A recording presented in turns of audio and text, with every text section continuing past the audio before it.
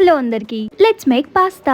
నాకెంతో ఇష్టమైన white sauce pasta చేసింది అమ్మ. టైం అప్పుడు 9 అయ్యింది. నేను జస్ట్ నాకు ఇది తినాలనిపిస్తుంది అంటే వెంటనే స్టార్ట్ చేసేసింది. అదే కదా అమ్మ ప్రేమ అంటే. So coming to the recipe, చూసారు కదా, ఫస్ట్ బటర్ యాడ్ చేసుకుని మళ్ళీ ఆనియన్స్ ఫ్రై చేసుకోవాలి. చేసుకున్న తర్వాత అందులోకి మైదా వేసి బాగా కలపాలి. కొంచెం సేపు అయ్యాక మిల్క్ యాడ్ చేసుకుని లంప్స్ లేకుండా మంచిగా కలపండి. ఆ తర్వాత chilli flakes and oregano add చేసుకోండి. సాల్ట్ కూడా కావాలంటే పెప్పర్ కూడా యాడ్ చేసుకోవచ్చు. అండ్ చీజ్ క్యూబ్స్ వేసుకోండి. ఎంత చీజ్ అయితే అంత కమ్మదనం వస్తుంది. నెక్స్ట్ మనం బాయిల్ చేసుకున్న పాస్తా యాడ్ చేసుకోవడమే. మేమైతే మ్యాక్రోనీ యాడ్ చేసామన్నమాట. మీరు ముందు వీడియోస్ చూసినట్లయితే నేను కెఫేస్ కి ఎక్కువ వెళ్తుంటాను. నేను ఎక్కడికి వెళ్ళినా ఫస్ట్ ఆర్డర్ చేసే డిష్ అయితే ఇదే, వైట్ సాస్ పాస్తా.